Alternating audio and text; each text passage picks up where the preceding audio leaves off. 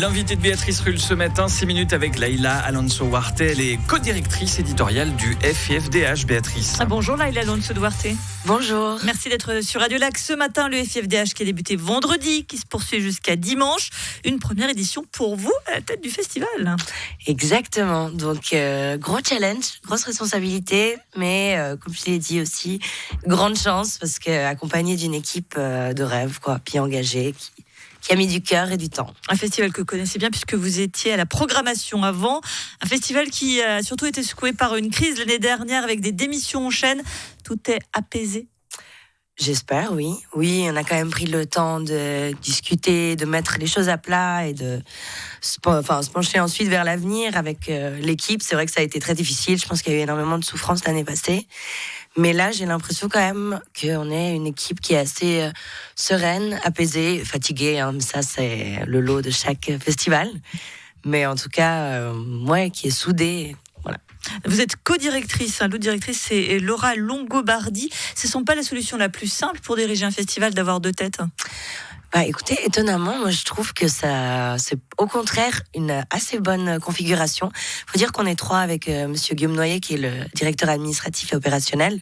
Nous on partage le pôle éditorial. Mais je pense que c'est déjà non seulement d'avoir peut-être pas seulement une personne qui incarne le projet, mais d'avoir ces deux têtes, puis surtout qu'on a des parcours très différents. Donc ça permet aussi de faire... Jamais de dispute. Mais franchement, alors en plus très honnêtement, non, je vous dis la vérité, il n'y a pas eu de dispute.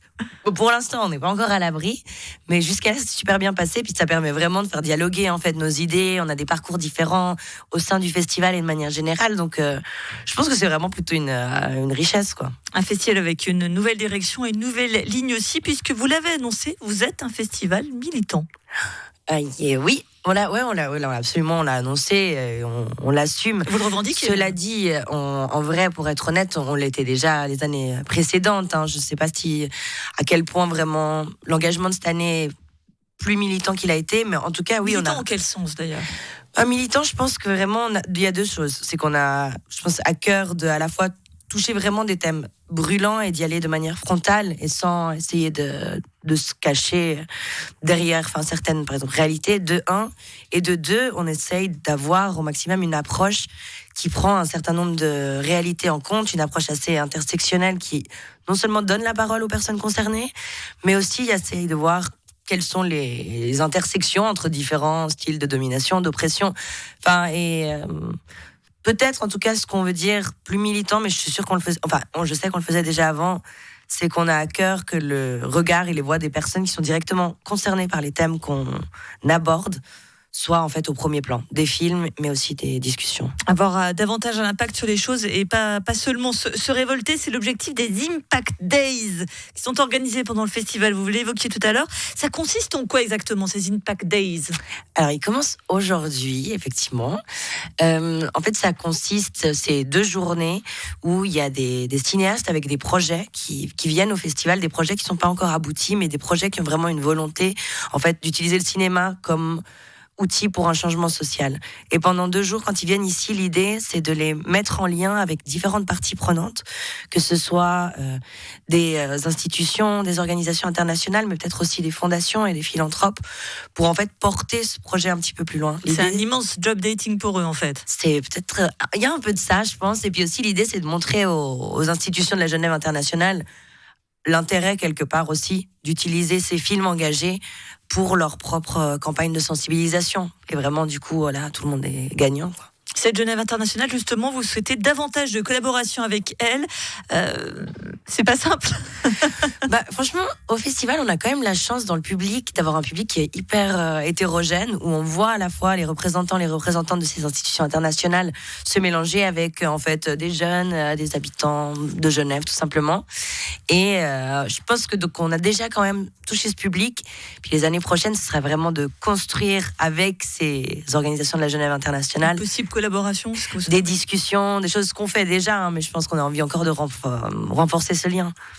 Un festival du film et Forum international sur les droits humains, c'est son nom qui n'a jamais eu autant de sens que dans le contexte actuel entre le Proche-Orient et l'Ukraine.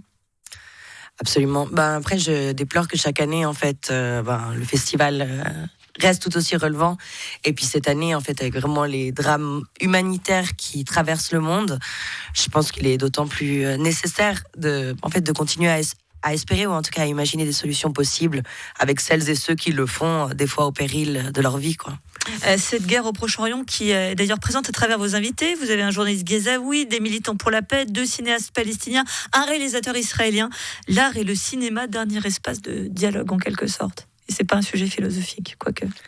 Ça pourrait être un sujet philosophique. Je cherche une reconversion. Oui, je pense qu'en tout cas, on essaye aussi de créer un espace où en fait c'est un espace à la fois d'écoute, de dialogue et de points de vue qui sont quand même en fait des points de vue qui vont dans le sens des droits humains. Véritablement avoir des points de vue parfois contradictoires. On sait combien c'est compliqué quand même. Écoutez, je crois que nous, on a quand même la mission de mettre en scène et mettre en avant les gens qui se battent pour les droits humains et pour le respect du droit international. Donc, on peut avoir des opinions qui sont un petit peu divergentes, mais on n'est pas surtout dans ces sujets-là, on n'est pas dans une confrontation. Je pense qu'on est vraiment plutôt dans la réflexion de solutions et justement dans une espèce d'écoute mutuelle. Merci beaucoup Laïla Alonso Huarte, co-directrice éditoriale du FIFDH, le FIFDH qui se poursuit jusqu'à dimanche à Genève.